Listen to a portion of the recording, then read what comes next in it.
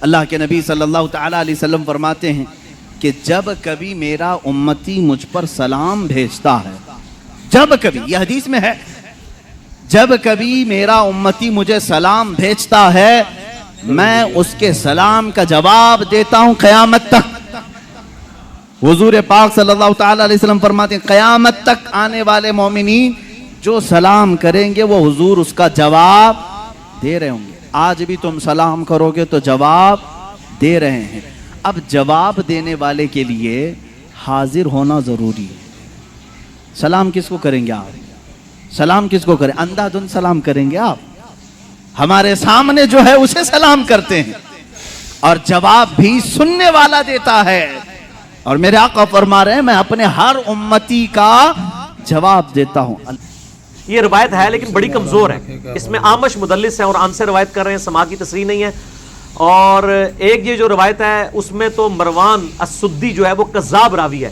یہ حدیث لیتے ہیں سنن کبریٰ البیہقی سے اور حیات الانبیاء فی قبورہم سے، حالانکہ امام بیہقی نے ساتھ لکھا ہے کہ اس میں ایک جھوٹا راوی ہے جس نے یہ روایت بیان کی ہے کہ نبی علیہ السلام قبر مبارک پہ خود سلام سنتے ہیں، تو یہ روایت کے ساتھ ہی لکھا ہوا جھوٹی ہے۔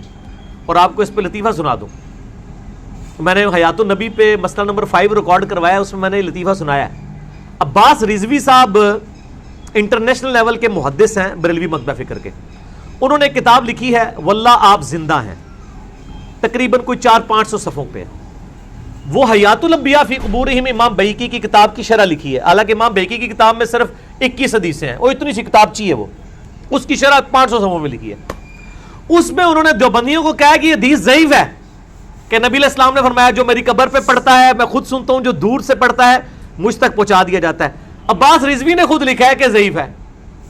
صحیح روایت ہم آپ کو بخاری سے بتاتے ہیں 1010 کتاب الاستسقاء چیپٹر میں، کہ حضرت عمر کہتے ہیں اے اللہ جب تک تیرے نبی ہم میں موجود تھے انا کننا نتوسل الیک، بے شک ہم حضور کا توسل کرتے تھے اللہ تیری طرف، ان کی دعا کروایا کرتے تھے۔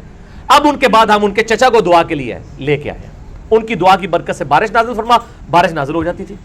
میرے آقا صلی اللہ تعالیٰ علیہ وسلم کے آنے کا ادب و احترام مدینے والوں نے بھی کیا تھا۔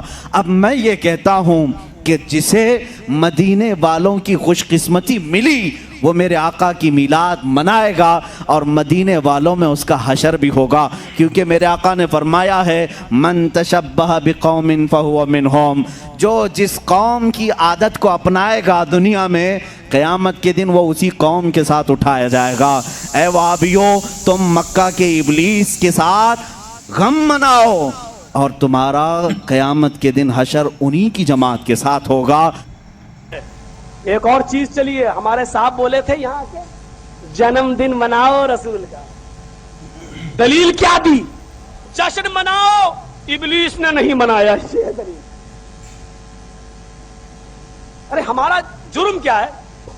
ہاں ہم آپ سے صرف اتنی سی بات کہتے ہیں کہ جنم دن اگر منایا گیا ہے یا جائز ہے تو کسی ایک صحابی کی دلیل دے دو، منانا شروع کر دیں گے۔ ہم تو بڑے پیار سے ایک بات کہتے ہیں، اللہ کے نبی صلی اللہ علیہ وسلم جب اس دنیا سے پردہ نہیں کر گئے، جب نبی اکرم کی روح اعلی علیین کے اندر داخل کر دی گئی اور اعلی علیین کے اندر بھی دارالکرامہ کے اندر داخل کر دی گئی، جب آپ اللہ کو پیارے ہو گئے اور جب آپ اس دنیا سے رخصت ہو گئے تو حضرت ابو بکر صدیق خلیفہ بنائے گئے۔ اسی وقت دفن ہونے سے پہلے 2 سال ان کی خلافت رہی۔ بس ایک دلیل دے دو، 12 ربیع الاول نبی اکرم صلی اللہ علیہ وسلم کے انتقال کے بعد ابو بکر کے زمانے میں 2 مرتبہ آیا اور 12 تاریخ اس کی 2 بار آئی۔ مجھے صرف ایک دلیل دے دو، ابو بکر صدیق نے کبھی اپنے گھر میں روشنی کی ہو، کبھی اپنی مسجدوں میں ہری جھنڈیاں لگائی ہو، کبھی جشن منایا ہو، چراغاں کیا ہو، یا پھر یہ بتاؤ کہ ابو بکر صدیق کو محبت نہیں تھی؟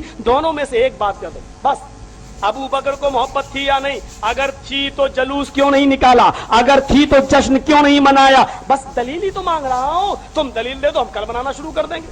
کہتے ابلیس نے نہیں منایا، یہ دلیل ہے۔ ابلیس نے نہیں منایا، یہ دلیل ہے۔ میرے بھائیو، حضرت عمر فاروق کا زمانہ آیا، انہوں نے 10 سال خلافت کی، 10 سال تک خلافت کی حضرت ابو بکر صدیق رضی اللہ تعالی، حضرت عمر فاروق رضی اللہ تعالیٰ عنہ نے 10 سال میں 10 مرتبہ 12 तारीख आई रबीउल अव्वल की, 12 तारीख आई, 10 साल 12 रबीउल अव्वल आई, लेकिन कभी हजरत उमर जिन्होंने अपनी एक बेटी दी हो अल्लाह के रसूल को निकाह में हफ्सा, लेकिन कभी भी जश्न मनाया हो, चिराग न जलाया हो, लाइटें न जलाई हो, हरी झंडियां न लगाई हो, तुम दलील एक दे दो, नबी को छोड़ो, हम तो तेरे